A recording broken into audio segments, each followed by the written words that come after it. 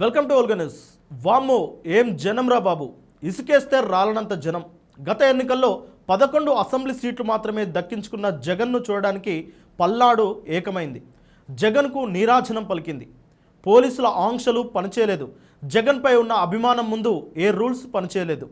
సత్తెనపల్లిలో జగన్ సత్తా చాటినట్టుగానే కనిపిస్తున్నారు.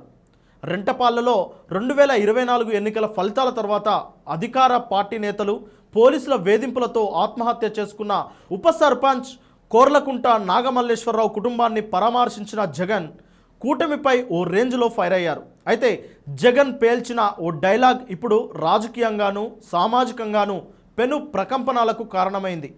కమ్మ కులస్తులు వైసీపీలో ఉంటే చంద్రబాబు జీర్ణించుకోలేకపోతున్నారంటూ జగన్ చేసిన కామెంట్స్ కాకరేపుతున్నాయి. ఇంతకీ జగన్ ఉన్నట్టుండి కమ్మ కులస్తులపై జాలి చూపిస్తూ ఎందుకు మాట్లాడారు? దీని వెనుక రాజకీయ కారణాలు ఏమైనా ఉన్నాయా? ఇది అర్థం కావాలంటే ముందు జగన్ ఏమన్నారో తెలుసుకోవాలి. ఏమయ్యా చంద్రబాబు, కమ్మవారు మా పార్టీలో ఉంటే నీకు అభ్యంతరమా? కమ్మవారు పుట్టింది కేవలం మీకు ఊడిగం చేయడానికేనా? చంద్రబాబు అన్యాయాలను ఎవరైనా వ్యతిరేకిస్తే ప్రశ్నిస్తే వారిని వెంటాడి హింసించి జైల్లో పెట్టడం, దొంగ కేసులు బనాయించడం, దొంగ సాక్ష్యాలు సృష్టించడం, పచ్చ మీడియా ద్వారా ట్రోలింగ్ చేయడం, చివరకు వారంతట వారు ప్రాణాలు తీసుకునేలా అవమానిస్తున్నారు. ఇలా చేయడం కేవలం చంద్రబాబుకు మాత్రమే చెల్లుతుంది.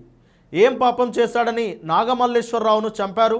ఏం పాపం చేశాడని ఆత్మహత్యాయత్నం చేసుకునేలా లక్ష్మీనారాయణను ప్రేరేపించారు?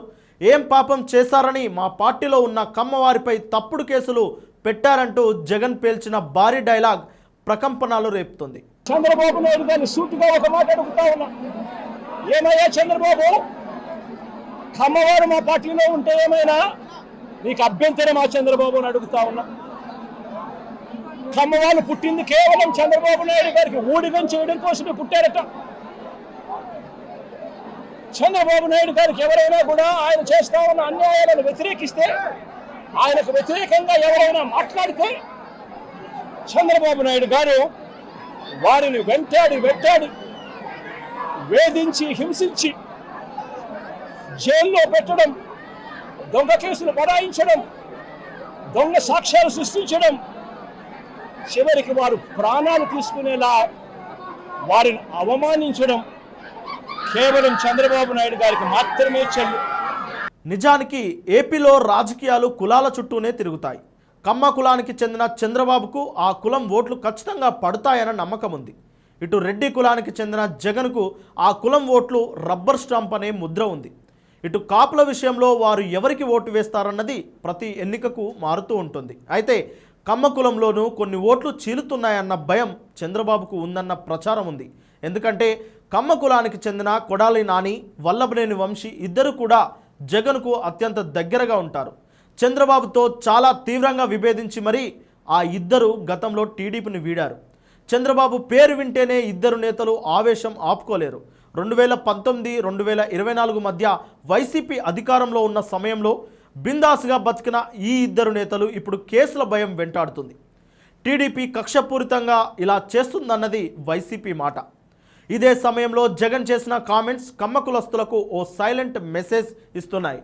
చంద్రబాబుకు వ్యతిరేకంగా నిలబడినా మాట్లాడినా ఆయన తన కులస్తులను కూడా వదలరని జగన్ మాటల సారాంశం.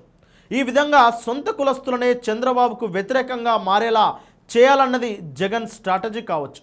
ఎందుకంటే నేటి యువత ఆత్మాభిమానాన్ని ఎక్కువగా ప్రేమిస్తుంటుంది.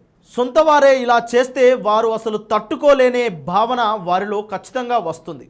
ఇదే జగన్ మాటల మర్మంగా విశ్లేషకులు అభిప్రాయపడుతున్నారు.